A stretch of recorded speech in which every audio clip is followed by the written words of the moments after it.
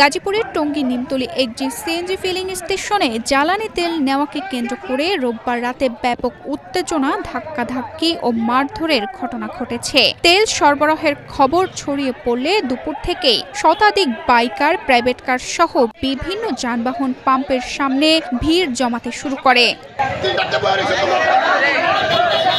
বেলা বাড়ার সঙ্গে সঙ্গে দীর্ঘ লাইন ছড়িয়ে যায় 1 কিলোমিটার।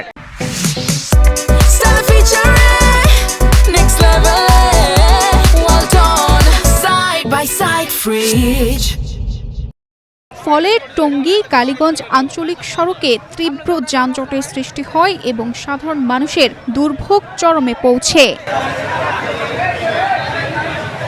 রাত প্রায় 12টার দিকে তেল সরবরাহ শুরু হলে পরিস্থিতি আরও উত্তপ্ত হয়ে ওঠে। অনেকেই নিয়ম না মেনে উল্টো পথে এসে প্রভাব খাটিয়ে আগে তেল নেওয়ার চেষ্টা করে। এমনকি কেউ কেউ মোটরসাইকেলের ট্যাঙ্ক খুলে সরাসরি পাম্পে নিয়ে আসেন। এতে বিশৃঙ্খলা সৃষ্টি হয়। সিরিয়াল ভেঙে তেল নেওয়াকে কেন্দ্র করে পাম্পের কর্মচারীদের সঙ্গে বাইকারদের বাকবিতণ্ডা ও মারামারির অভিযোগ ওঠে। এক পর্যায়ে পরিস্থিতি নিয়ন্ত্রণে গেলে পুলিশের সঙ্গে বাইকারদের ধাক্কাধাক্কি শুরু হয়। কে আগে তেল নেবে তা নিয়ে উত্তেজনা চলতে থাকে। এ ঘটনায় পুরো এলাকা জুড়ে বিশৃঙ্খলা সৃষ্টি হয় এবং দীর্ঘ যানজটের কারণে হাজার হাজার মানুষ রাতভর চরম ভোগান্তিতে পড়েন। তানজিদা রহমান, ইনায়া, বাংলাদেশ প্রতিদিন।